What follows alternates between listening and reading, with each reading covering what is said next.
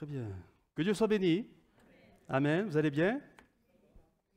Bon, c'est la reprise, ça y est, je suis tout tremblant devant vous. Ça va pas.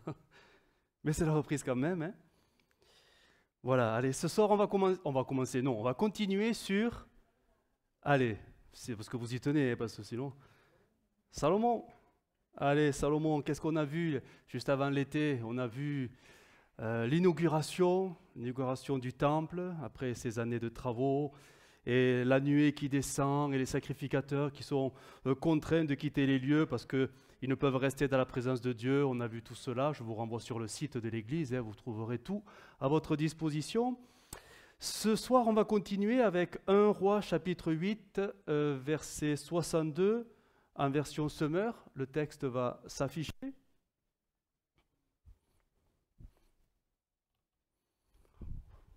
Ça, vous n'avez pas chaud? Il fait chaud, hein? Il fait 28, 29, hein, quand même. Hein. Il fait lourd, hein?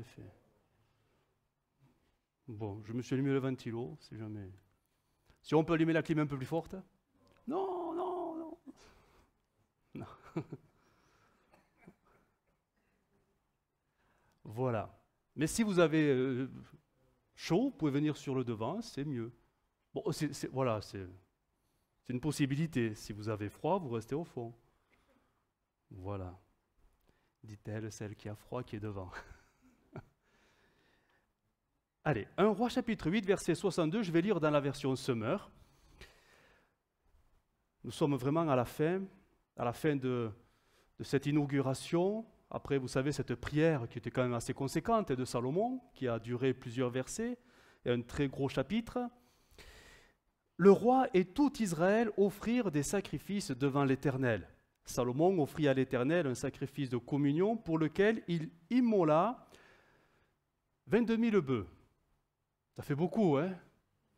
Il a délégué, il ne pouvait pas tout faire lui tout seul, hein? Parce qu'il y avait 120 000 moutons aussi. C'était quand même impressionnant, hein? C'est de cette manière que le roi et tous les Israélites inaugurèrent le temple de l'Éternel. Ce même jour, le roi consacra l'intérieur de la cour qui s'étend devant le temple de l'Éternel pour y offrir les holocaustes, les offrandes et les graisses des sacrifices de communion, car l'autel de bronze, c'est-à-dire l'autel d'airain, qui était juste devant, qui se trouvait devant l'Éternel, était trop petit pour recevoir tous les holocaustes, les offrandes et les graisses des sacrifices de communion. Salomon et tout Israël célébrèrent la fête. Une grande assemblée de gens venus depuis la région de Lebo-Hamath jusqu'au torrent d'Égypte se tint devant l'Éternel notre Dieu pendant 7 jours, puis encore 7 jours, soit 14 jours en tout. Après cela, le 8e jour de la seconde semaine, Salomon renvoya le peuple. Les gens vinrent le bénir, puis chacun rentra chez soi. Tous étaient joyeux et avaient le cœur content à cause de tous les bienfaits que l'Éternel avait accordés à son serviteur David et à Israël. Amen. On ne réalise pas. Nos moments de festivité se réduisent à une agape, de midi à 14h, 14h30, 15h si on fait tous la vaisselle ensemble joyeusement, mais ça reste très limité. Eux, bon, c'était particulier. L'inauguration du temple était quelque chose d'unique. Mais ça a duré 14 jours.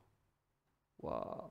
14 jours de festivités, 14 jours où tout le peuple d'Israël s'est rassemblé. Du nord au sud, les lieux sont situés, il faudrait regarder sur une carte, c'est quand même assez impressionnant, parce que finalement Jérusalem est un peu au centre d'Israël, ça s'est rassemblé du nord au sud, tout le monde est venu à Jérusalem pour fêter cette festivité. Voilà, c'était quelque chose de très particulier. D'autres versions disent, là la version qu'on a lue dit une grande assemblée s'est réunie, d'autres versions disent une grande multitude ou une multitude immense, ou autre version multitude innombrable, ou encore autre version foule considérable.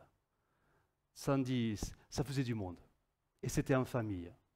Le papa, la maman, les 15 enfants, je ne sais pas, peut-être, le papy, la mamie, les beaux-parents, ouais, c'était en famille que tout le monde venait. Et il y avait une raison. très particulière et on va la voir ensemble.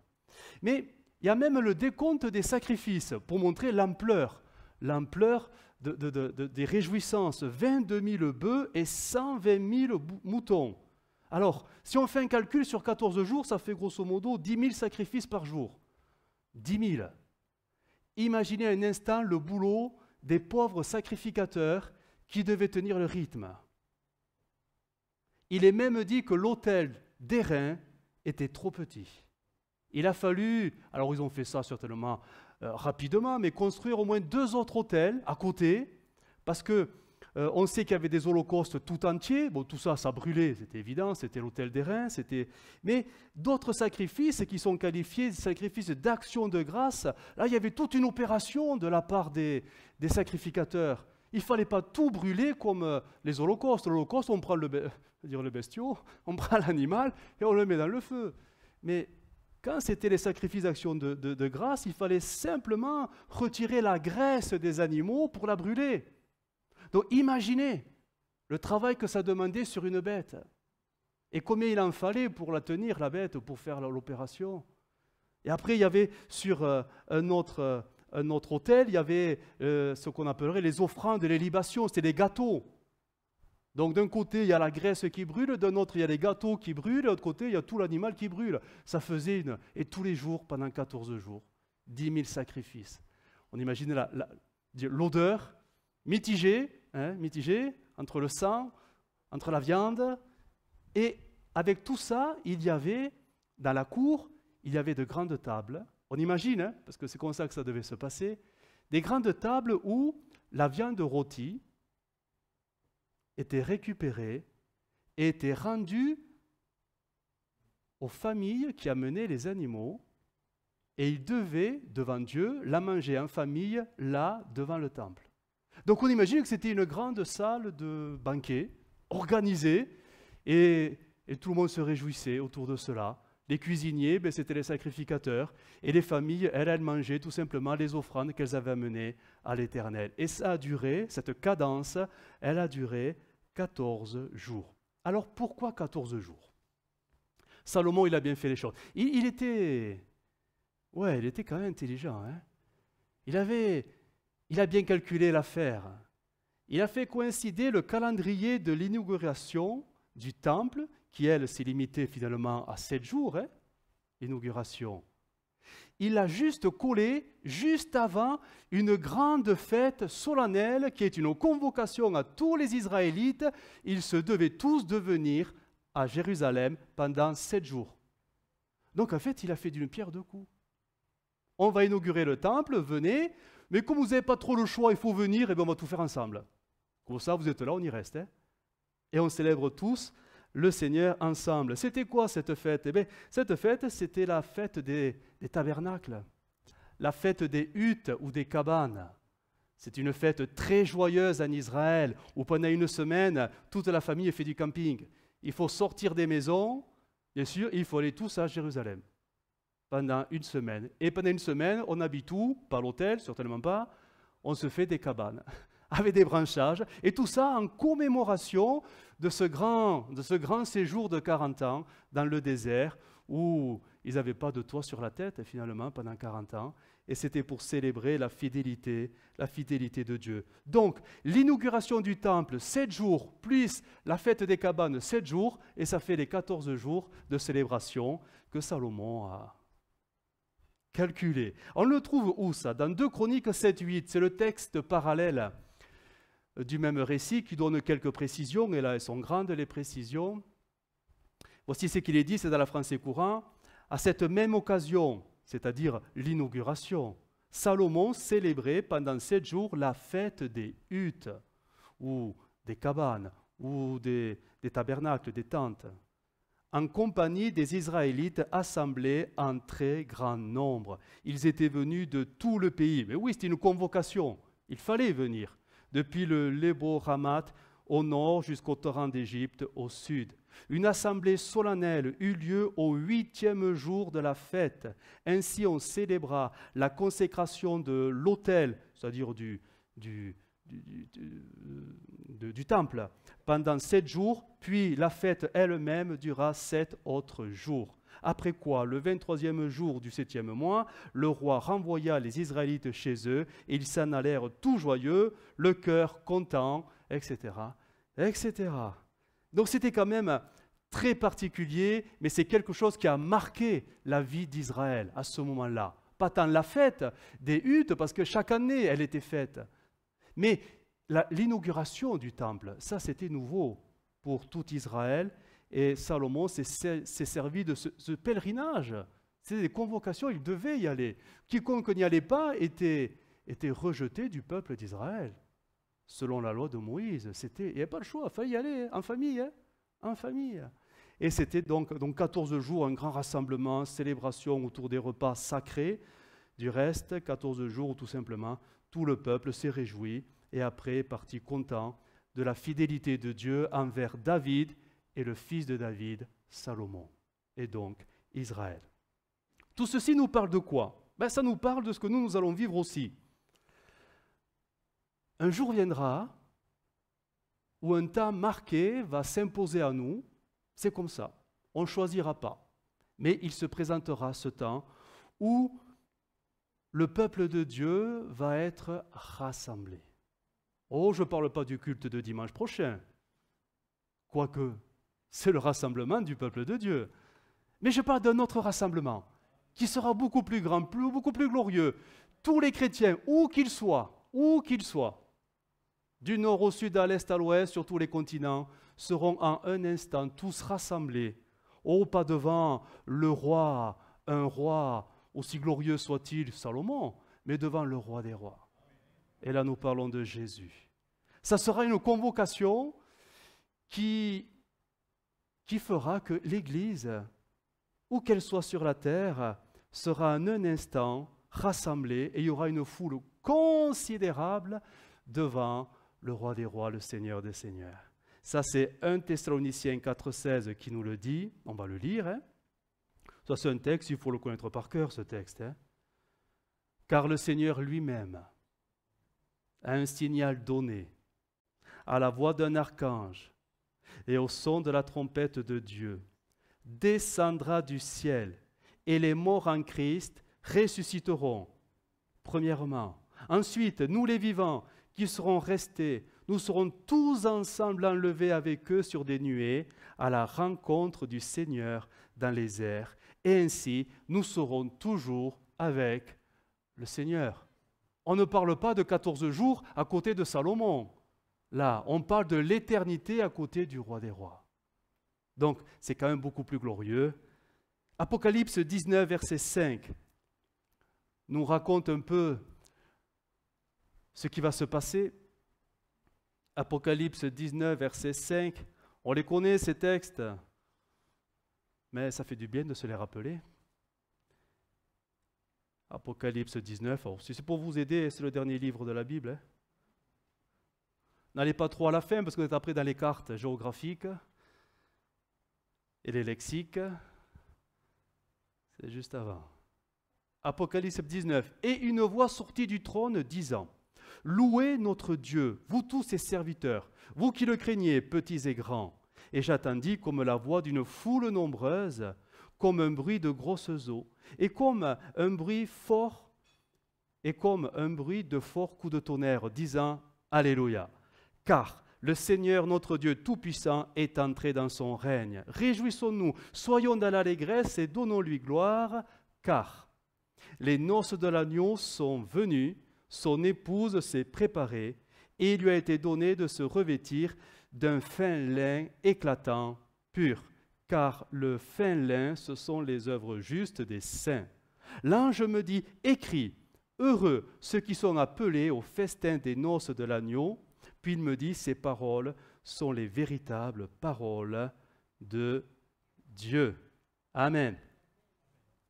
Ce divin rendez-vous, on ne sait pas quand il aura lieu, mais ça peut arriver très bientôt.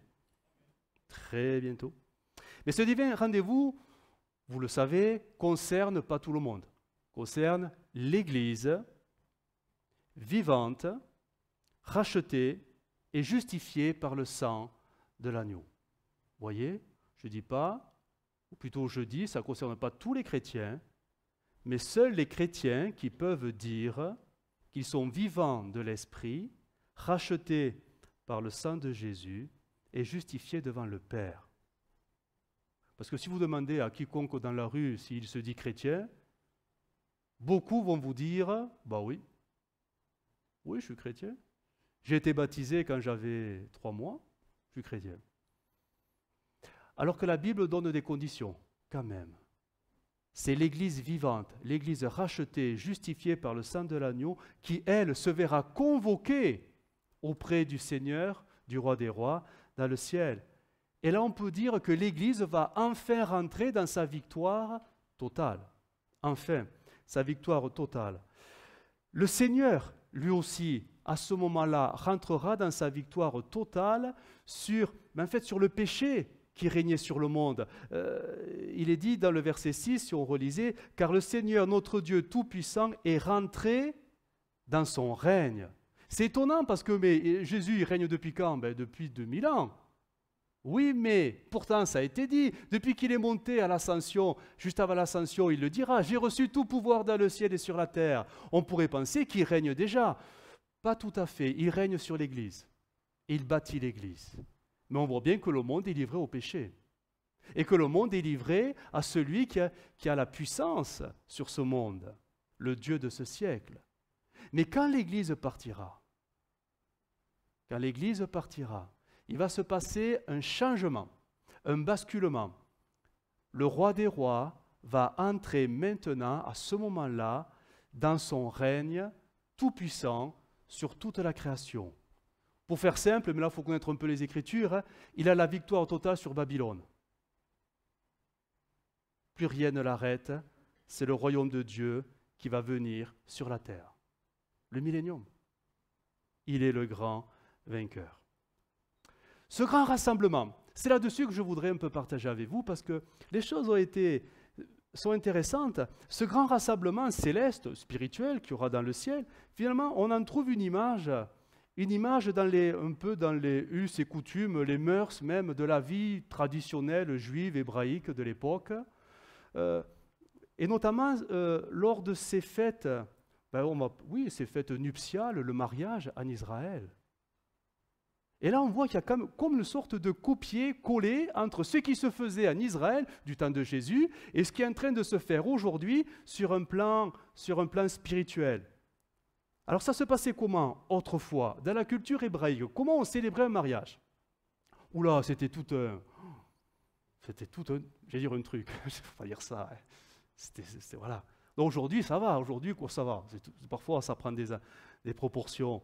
Bon, bref. Mais on va devant le maire, on prend un rendez-vous, voilà. Après, à la rigueur, il va y avoir une cérémonie à l'église. Après, on fait un grand vin d'honneur, on fait un grand repas. Et dimanche, on reste au lit, on dort et on se repose, on récupère. Ça, c'est comme ça chez nous. Mais à l'époque, c'était pas ça. Ça se faisait en 3 étapes. La première, et on s'y prenait très tôt pour les mariages, c'est ce qu'on appelait les fiançailles. Mais les fiançailles n'avaient pas la même connotation que nous aujourd'hui. Les fiançailles, ce n'étaient pas les deux amoureux qui décidaient. Non, c'est les parents. Et parfois même, quand les futurs mariés étaient que des enfants, les parents se mettaient d'accord. C'était la culture, c'était normal. Alors je lis un peu le commentaire. Les parents des 2 mariés signaient un contrat de mariage. Et les parents du marié, ou le marié lui-même, une fois qu'il est plus grand, devaient payer une dot aux parents de la mariée. Et la dot marquait le début de la période des fiançailles, qui généralement devait durer, grosso modo, 1 année. Mais c'est dès qu'ils étaient enfants qu'ils étaient prédestinés à vivre ce moment-là. Parce que les parents avaient bien pensé la chose. Ça, c'est les fiançailles. Donc ça pouvait durer pendant finalement, jusqu'à ce que la dot soit payée. Ça commençait là. La deuxième étape, c'était la présentation des 2 fiancés. Parce qu'ils ne vivaient pas ensemble. Oh là là. Aujourd'hui, vous connaissez la mentalité du monde. Il faut bien qu'on s'essaye avant de se marier quand même. Ça, c'est le monde. c'est le monde. Et le monde rentre dans l'église. Hein. Mais à l'époque, c'était plus strict. La présentation, quand les enfants avaient grandi et qu'ils étaient en âge de se marier, le jeune homme allait payer sa dot. Et là, allait commencer cette période dite des présentations. Alors c'était quoi? C'était en fait une grande fête qui durait plusieurs jours.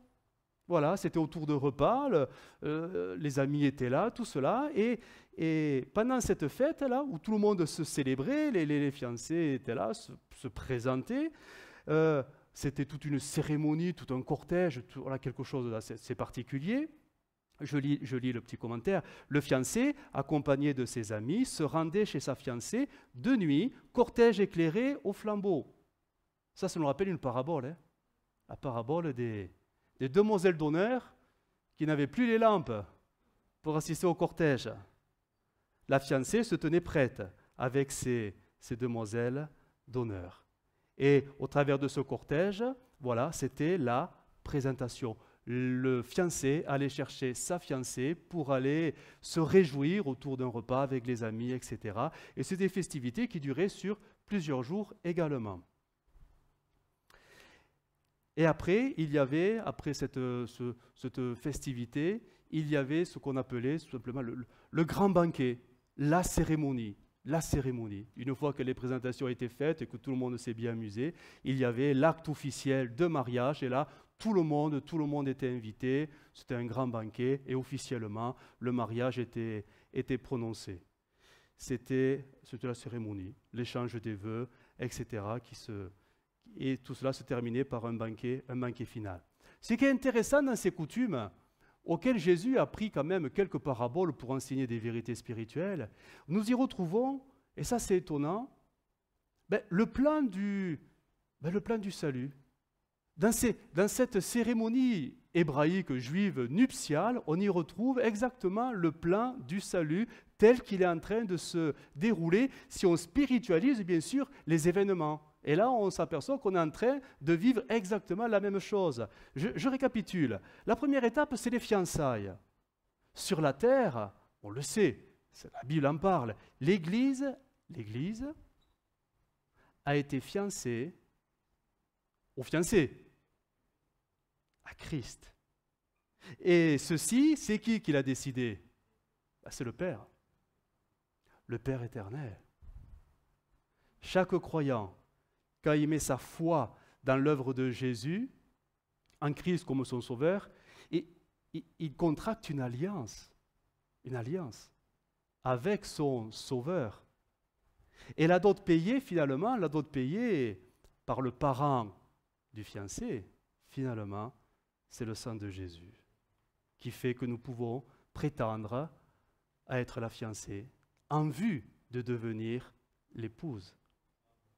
Donc l'Église sur terre, elle est fiancée depuis 2000 ans. C'est long, hein, les fiançailles. Hein? Ouf. Mais c'est le temps de Dieu.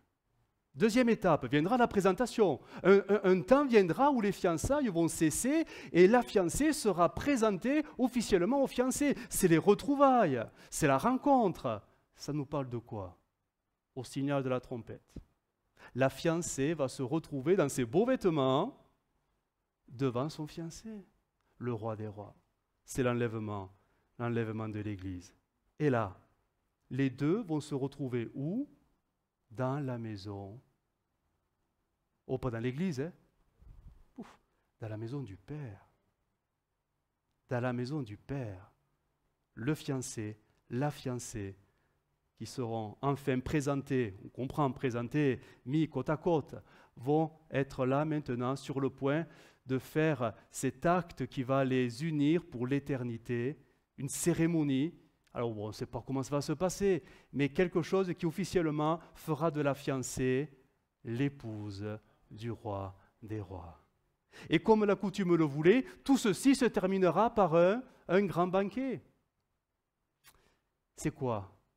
Les noces de l'agneau. Les noces de l'agneau. L'union entre l'époux et la fiancée, l'épouse, se terminera au travers d'un grand repas d'un grand repas. Et ça va marquer, ce grand repas va marquer l'entrée du règne de Christ sur la terre. Ce repas final, les noces de l'agneau, il est quand même, il faut s'y attarder un peu, parce que quand on lit trop vite, on pourrait peut-être passer à côté de certains détails. Le verset 9, il va s'afficher, le verset 9, « Heureux ceux qui sont appelés au festin des noces de l'agneau. » Heureux. Non, reviens en arrière. Bon, sinon vous écoutez. Heureux ceux qui sont appelés au festin des noces de l'agneau. Et là, il faut bien comprendre, on ne parle pas de l'Église. Comprenons bien que ça serait bizarre que la fiancée soit elle-même invitée à ses propres noces. Non. C'est le fiancé et la fiancée qui vont inviter des gens qui seront heureux à participer à cet acte particulier qu'il y aura dans le ciel. Ce n'est pas l'Église. On ne parle pas de l'Église. Est-ce qu'il y a d'autres versions peut-être qui vont s'afficher?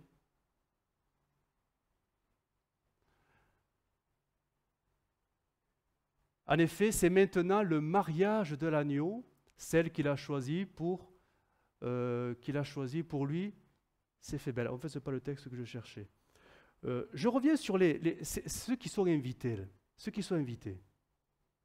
Si ce n'est pas l'Église, alors qui c'est? Alors, le texte ne le disent pas clairement, mais on le comprend à la lecture un peu de plusieurs textes dans l'Écriture.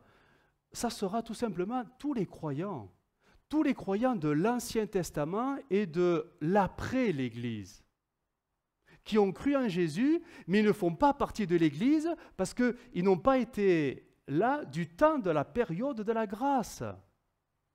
Est-ce que Abraham, Isaac et Jacob font partie de l'Église? La question, ouf. Ont-ils connu le temps de la grâce? Non, ils ont connu le temps de la loi. Tous les croyants de l'ancienne alliance, ne peuvent pas prétendre à être de l'Église, parce que l'Église, c'est la nouvelle alliance. Et quand l'Église partira, le texte dit bien qu'il y aura d'autres croyants, et ils vont périr comme des martyrs à cause de leur foi. Feront-ils partie de l'Église? Ben non, l'Église, elle est déjà partie, mais ils ont cru en Jésus. Donc, ce sont eux les invités aux noces de l'Église. Et c'est là qu'on retrouvera des textes qui nous disent, comme Matthieu 8, 18, « Je vous le déclare, plusieurs viendront de l'Orient et de l'Occident et se mettront à table avec Abraham, Isaac et Jacob dans le royaume de Dieu. » Ce sont les invités aux noces. Les noces, c'est l'Église. Vous voyez, c'est l'Église. Christ et l'Église, c'est eux. Et les autres, c'est les invités aux noces. Tous les croyants qui ont cru en Dieu, qui ont cru en Jésus après, mais qui ne sont pas dans la période de la grâce. Nous vivons, l'apôtre Paul avait raison de dire, mais nous vivons des temps extraordinaires. On ne mesure pas. Le temps de la grâce est qualifié du mystère caché de toute éternité. Et à tout le monde, il a été caché. Et ceux qui ont vécu pendant cette période de grâce, c'est-à-dire depuis la croix jusqu'à l'enlèvement de l'Église, vivent quelque chose de privilégié et on ne s'en rend même pas compte. Parce que nous, on est plongé dans notre vie, c'est tout. Mais si on avait du recul pour voir tout le plan de Dieu, on s'apercevrait que depuis la Genèse jusqu'à l'Apocalypse, la période de l'Église, c'est presque... C'est pas grand-chose, mais ce pas grand-chose, c'est le mystère caché de tout temps où Dieu avait décidé de se former sa fiancée qui serait son épouse.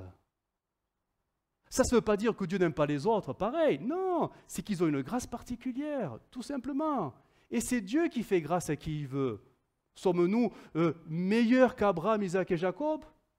Certainement pas, hein. Mais on a une grâce supplémentaire. C'est Dieu qui décide Pourquoi Dieu a-t-il favorisé Jacob et non pas Ésaü? Le texte le dit bien, hein? Dieu fait ce qu'il veut avec qui il veut, tout simplement. C'est comme ça. Donc, mais ce qui est sûr, c'est que quand on sera dans le ciel, on y sera tous, mais pas tous au même, on va dire, pas au même niveau, mais au même rang. La fiancée, c'est la fiancée, et les amis de l'époux ou les invités aux noces, ce sont les invités aux noces, tout simplement. Mais tous ensemble, on se réjouira, tout simplement. Je pense que chacun aura son rôle et chacun aura sa place et chacun sera satisfait de la place que Dieu a donnée.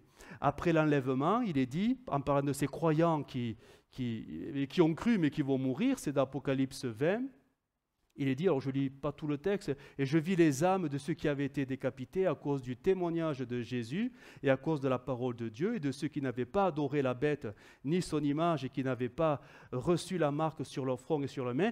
Ils revinrent à la vie et ils régnèrent avec Christ pendant 1000 ans. Donc tout ça se passe avant le millénium. Donc avant le millénium, il y aura vraiment du monde aux noces de l'agneau. Il y aura du monde. Mais on se rend compte finalement que les invités aux noces, généralement c'est Israël. Parce que l'ancienne alliance, c'était Israël. Et après l'enlèvement, Dieu va bénir particulièrement à nouveau Israël. Le temps des nations est fini, le temps de la grâce est fini.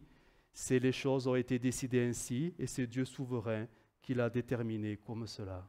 Nous vivons des temps particuliers et on ne les réalise pas. Mais c'est quand même une grâce que Dieu nous accorde. Au-delà du salut, la position qu'il nous donne dans l'éternité, elle est encore plus glorieuse que ce que l'on peut imaginer. J'en arrive à ma conclusion. Je ne vais pas être trop long ce soir. Je me rattraperai. Jean 14, verset 2. Il est écrit ceci. Il y a plusieurs demeures dans la maison de mon Père. Si cela n'était pas, je vous l'aurais dit, je vais vous préparer une place. Et lorsque je m'en serai allé et que je vous aurai préparé une place, je reviendrai et je vous prendrai avec moi, afin que là où je suis, vous y soyez aussi. Dans l'Apocalypse au chapitre 3, verset 21, et ces paroles vivantes, ce sont des textes qui s'adressent aux églises, pas à Israël, à l'Église, aux vainqueurs. Bien sûr, là, ça s'adresse à une église locale, mais au-delà, c'est toutes les églises de Christ, l'Église de Christ sur terre. Aux vainqueurs, parole vivante, j'accorderai de siéger à mes côtés sur mon trône. Il régnera avec moi comme moi-même. Après ma victoire, j'ai pris place auprès de mon Père sur son trône et j'ai pris le gouvernement avec lui. Ça, c'est la destination ou la destinée de l'Église. L'Église qui triomphe, l'Église qui tient bon, l'Église qui va jusqu'au bout, l'Église qui va demeurer dans la vie de Christ, dans la vie de l'Esprit, dans la pureté, dans la sainteté, dans la sanctification, toujours couvert du sang de Jésus. C'est ce qui lui attend. Les invités aux noces, non, ils n'auront pas ce rôle-là, cette fonction. Ils auront autre chose. Mais ça, c'est l'Église. C'est la fiancée qui deviendra l'épouse. Elle sera assise avec Christ et pas à côté sur un tabouret, sur le même trône. Et ils régneront sur la nouvelle terre que Dieu créera tout à nouveau. Quand on lit les enseignements de Paul, particulièrement, il nous exhortera, nous, chrétiens d'aujourd'hui, en perspective de ces moments-là qui arriveront bientôt, il nous encourage tous, à rester fermement attachés à cette espérance. Quand je dis ça, c'est parce que la vie est tellement compliquée et difficile que parfois on en oublie l'espérance. On oublie ce que Dieu nous a préparé là-haut dans le ciel. On est parfois tellement pris par les préoccupations, les soucis, les combats et les luttes qu'on est là parfois à pleurer devant le Seigneur pour qu'il nous arrange les situations là, maintenant, à l'instant T, parce qu'on est en train de le prier là, maintenant. Et force est de constater que parfois Dieu nous laisse dans les difficultés, non? Ça vous est jamais arrivé? Ouais. Vous savez que l'épreuve Dieu la suscite pour nous apprendre une chose. Pas loin. La patience. Donc ça veut dire que Dieu ne va pas t'exaucer de suite. Il va façonner ta patience. Parce que Dieu veut tout simplement nous faire comprendre que oui, on peut vivre des temps bénis sur terre, mais parfois on peut vivre des temps difficiles et pourtant Dieu, lui, nous rappelle que l'espérance, elle est dans le ciel. L'espérance est dans le ciel. Vous savez, quand je prépare ces séries sur la vie des disciples, je suis quand même frappé de voir comment le Seigneur a laissé mourir tous ses serviteurs. Je ne comprends pas. Ma raison est heurtée. Seigneur, ils auraient pu faire un tel boulot, les bonhommes, et tu les as laissés mourir. Et ils sont rentrés dans la gloire, dans l'espérance. Et nous, ça nous échappe parce que dès qu'on a une tuile, une bricole, parfois on lèverait presque le poing contre Dieu et tu m'as oublié, tu ne fais plus rien, tu bénis toujours les mêmes et tu ne penses jamais à moi. Alors qu'on oublie que Dieu parfois, ou comme Paul l'a dit, que ce soit par ma vie ou par ma mort, Seigneur, je te glorifierai. On a du mal à assimiler cette notion que Dieu n'est pas forcément à notre service pour faire exactement ce qu'on demande au moment où on le demande. Parfois, Dieu a voulu des épreuves tout simplement pour nous façonner. Et Dieu laissera l'épreuve durer jusqu'à ce que ce façonnement crée le brisement nécessaire pour que le fruit soit là. Et là, on peut partir en guerre contre Dieu, ça ne marchera pas. Hein. Quand on lit le chapitre 11 du livre des Hébreux, on se dit, mais Seigneur, mais t'es dur quand même, tu les as tous laissés mourir. Et il faut voir les morts qu'ils ont subis. Hein. On ne parle pas d'une mort dans une heureuse vieillesse. Hein. C'était terrible, terrible. Ils avaient la foi dans des choses, ils n'ont jamais rien vu. Dieu aurait pu aller un petit coup de pouce quand même pour les aider, pour stimuler la foi. Non, ils n'ont rien vu. Ils sont morts dans l'espérance. Vous savez que Dieu va vous aussi nous apprendre les mêmes choses. Hein? Dieu veut développer à nous cette espérance. Oui, on sait. Mais est-ce qu'on s'en souvient quand tout va mal? Est-ce qu'on s'en souvient quand Dieu ne répond pas à nos prières? Que finalement, le meilleur, c'est peut-être pas la bénédiction qu'on attend là, mais c'est ce qui nous attend plus tard. Ah, ça, Seigneur, c'est dur. C'est aujourd'hui qu'on va être béni. Oui, mais non. Le Seigneur veut préparer nos cœurs en vue de tenir bon pour que l'espérance soit vraiment notre soutien, notre secours. Parfois, on est plus attaché à la bénédiction d'aujourd'hui qu'à l'espérance de la gloire. Oui, mais à choisir, c'est quoi le meilleur? L'espérance du jour, la bénédiction journalière ou l'espérance de la gloire? Posez-vous la question quand tout ira mal. Bon, on n'y pensera plus, mais peut-être marquez-le là sur un papier. Le papier, mettez-le dans la Bible. Et quand tout ira mal, que vous puissiez tomber sur le papier tout à nouveau. Quel est le plus important? La bénédiction d'aujourd'hui qui ne vient pas ou l'espérance de la gloire qui se façonne au travers de la patience que Dieu forge en moi? C'est l'école de Dieu, elle n'est pas simple. Hein? Elle n'est pas simple. Il est écrit dans 2 Timothée, et vous connaissez ces textes, verset 12, « Si nous persévérons », ça veut tout dire, hein? Ça veut dire que ça ne va pas être facile, hein? Nous régnerons aussi avec lui. Oui, mais si nous le renions, lui aussi nous reniera. Et il y a plusieurs façons de renier le Seigneur. Hein? Plusieurs façons. Il n'y a qu'une façon de persévérer. C'est de rester dans la patience. Dans la patience. Mais la patience qui doit s'appuyer sur de bonnes bases. Sur de bonnes bases. Avec Dieu, tout est grâce sur la terre. Tout est grâce. Tout est grâce. Mais ce qui nous a donné comme une ancre solide, c'est qu'un jour, nous serons avec lui pour l'éternité. Et ça, c'est quelque chose qui doit rester fortement ancré dans nos âmes, parce que le jour où nous serons dans l'incompréhension la plus totale, parce que Dieu n'exauce plus nos prières, ou parce qu'on semble être dans un désert, Et là, on remettra tout en cause et tout en question, jusqu'à même penser, je ne sers à rien d'aller à l'église, finalement, ça ne sert plus à rien. Mais c'est ça qui doit rester. Ma vie est destinée à être auprès du Seigneur pour l'éternité. Jamais Dieu n'a promis que notre vie serait heureuse sur la terre. Notre joie est dans l'espérance. Il y a même un texte, je n'ai plus la référence, mais qui dit « Nous sommes sauvés en espérance ». Vous voyez ce que ça veut dire?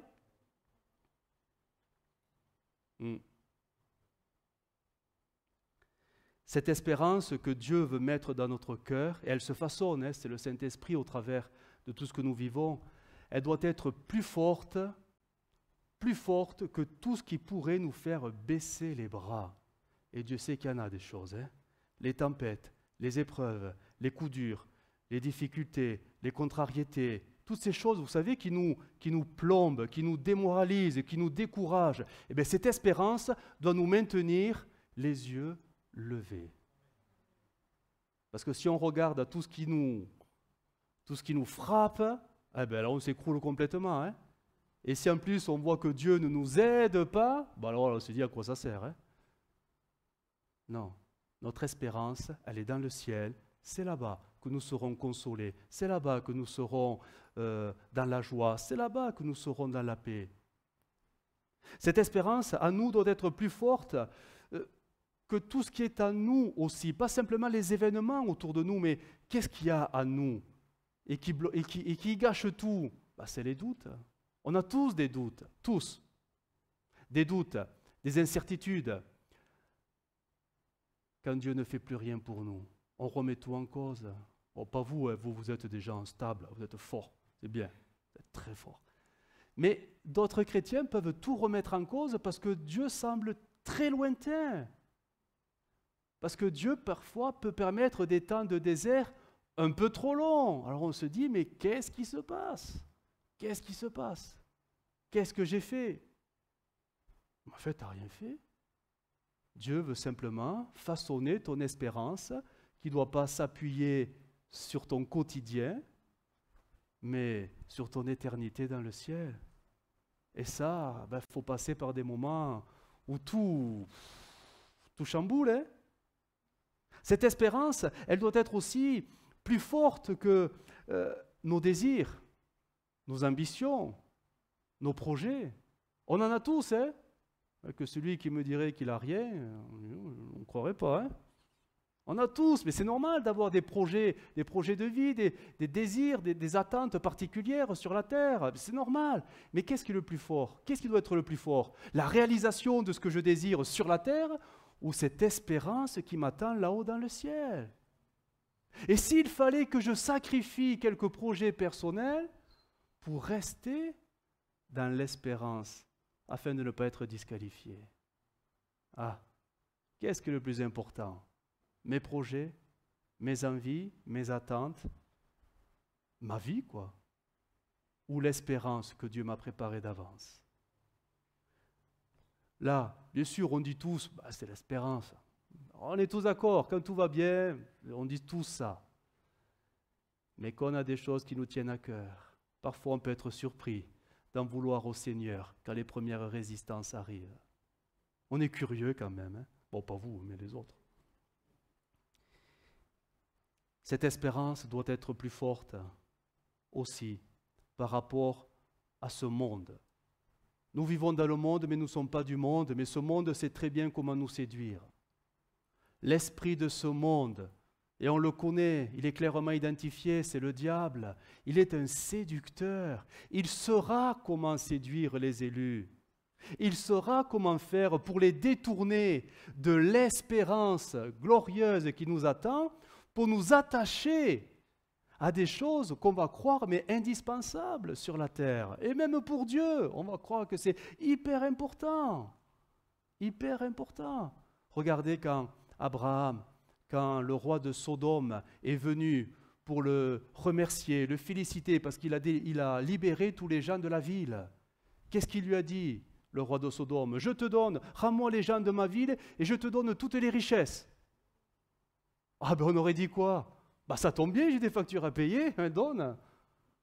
Vas-y, un peu plus, s'il te plaît, hein, parce que on a pris des risques hein, pour toi. Hein. Il a dit non, je veux rien. Je veux rien. Je te rends tes gens, c'est les tiens, mais devant Dieu, ça ne sera pas un homme qui va m'enrichir parce que Dieu est ma récompense. Voyez? Dieu est ma récompense. Dieu est mon espérance. Je ne sais pas si on aurait dit ça. Je ne sais pas. Parce qu'on aurait pu dire, ah Seigneur, tu permets que je m'enrichisse. Merci. Oh, ce serait justifié hein, pour prendre. Hein. Mais Abraham, il a su ne pas se laisser séduire par ce roi. Il voulait que ce soit Dieu et Dieu seul qui soit sa récompense. Il y a tellement de choses qui peuvent nous détourner de l'espérance, tellement de choses. C'est pour ça que Dieu ne se lasse pas de nous former, de nous façonner. C'est vrai que souvent, quand on parle de l'épreuve qui produit son résultat, nous pensons bien sûr à grandir dans la connaissance, à grandir dans le fruit de l'esprit, à grandir dans la maturité, c'est pas faux, hein? Mais grandir dans l'espérance, on n'en parle pas beaucoup.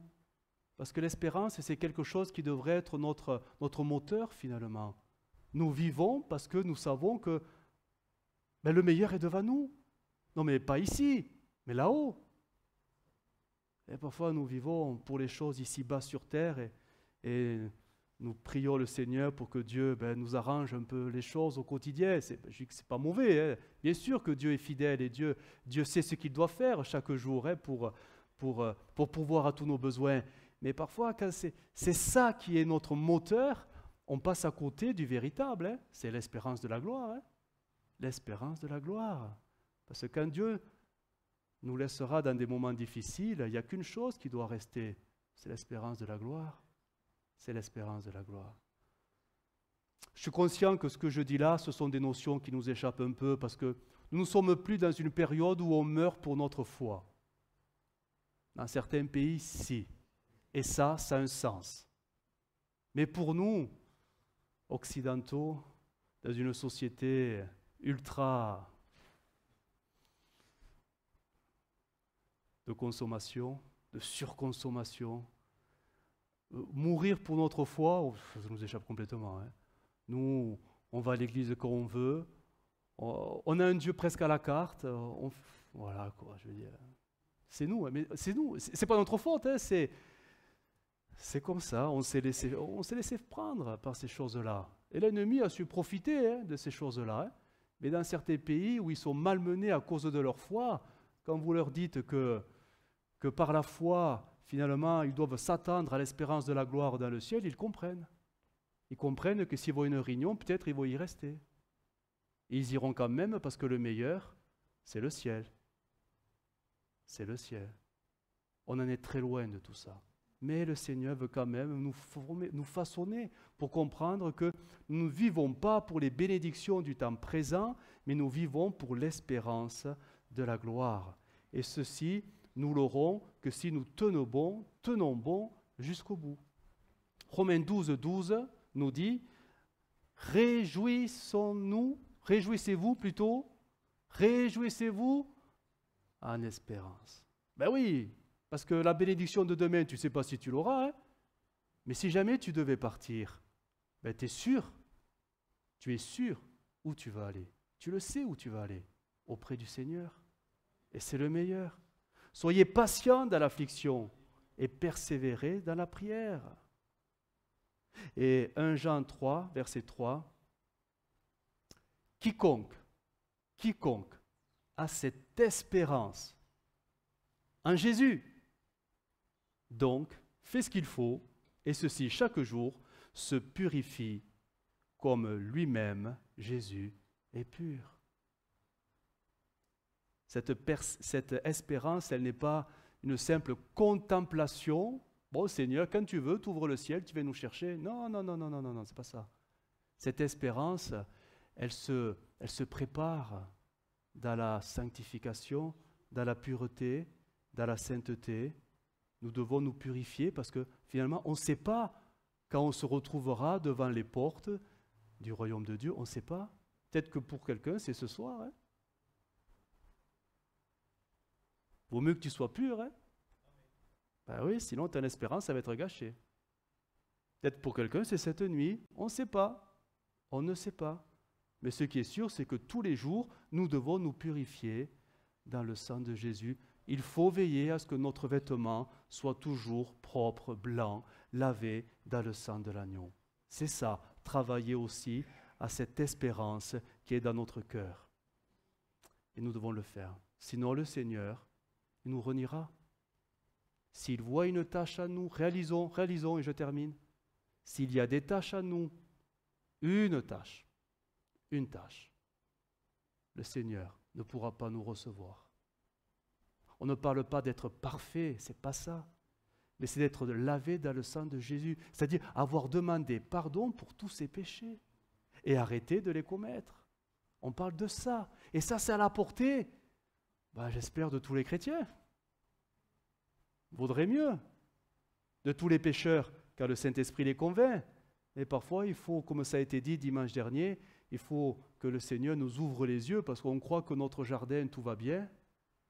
Mais peut-être qu'il y a des traces qu'on ne voit pas, les traces du péché. Mais quand on sera devant les portes du royaume des cieux, le péché ne pourra jamais rentrer dans le royaume saint du Seigneur. Donc c'est aujourd'hui le grand nettoyage. C'est aujourd'hui qu'il faut se purifier devant le Seigneur. Et que Dieu nous aide à le faire avec le plus grand sérieux. Il y va de notre espérance éternelle avec lui. On va prier le Seigneur. Notre Dieu, nous te bénissons parce que tu es un Dieu bon. Tu nous as choisis et ça nous échappe totalement. Dès la création, même avant la création du monde, tu nous avais prédestinés dans ton grand amour à être à l'image de ton Fils. Tu nous avais choisis pour être l'épouse. Et cela, Seigneur, ça nous confond totalement. Nous ne pouvons que nous rendre compte que tout est grâce. Tout est grâce. Tu es souverain dans tes choix. Seigneur, là, nous voici devant toi. Nous sommes l'Église. Oh, loin d'être parfait, c'est sûr. Mais combien nous voulons nous rappeler qu'au travers du sang de Jésus, nous pouvons laver notre robe quand nous nous repentons sérieusement. Quand nous nous repentons et quand nous délaissons le péché. Quand nous délaissons le péché et que nous lui tournons le dos, alors nous marchons en nouveauté de vie et cela te plaît. Et ton esprit se réjouit en nous. Alors Seigneur, aide-nous à ne plus, Seigneur, vivre parfois dans le compromis. Nous voulons considérer le péché comme quelque chose d'extrêmement grave qui nous disqualifie de l'espérance éternelle. Nous ne voulons plus parler de petits ou de grands péchés où tout le monde le fait, donc ce n'est pas trop grave maintenant. Non, Seigneur, nous voulons avoir ce même regard que tu as sur le péché. Tu ne peux pas voir le péché. Seigneur, donne-nous le dégoût du péché, afin que nous préférions vivre dans la sainteté. Seigneur, aide-nous, Seigneur. Tu vois que parfois dans nos cœurs, il y a cette ambivalence. Parfois, Seigneur, tu vois que nous faisons des mauvais choix alors que nous savons pertinemment que cela t'attriste. Aide-nous, Seigneur. Aide-nous, Seigneur, à rechercher la sainteté, la sanctification, la pureté. Aide-nous à nous purifier parce que c'est en espérance que nous voulons travailler à cela sur nous pour que les portes du royaume du ciel nous soient ouvertes, Seigneur, et que quand tu sonneras de la trompette par l'archange, nous puissions être enlevés jusqu'à toi. Seigneur, aide-nous. Aide-nous à ne pas nous disqualifier parce que nous aurions été trop légers avec le péché. Aide-nous, Jésus. Amen.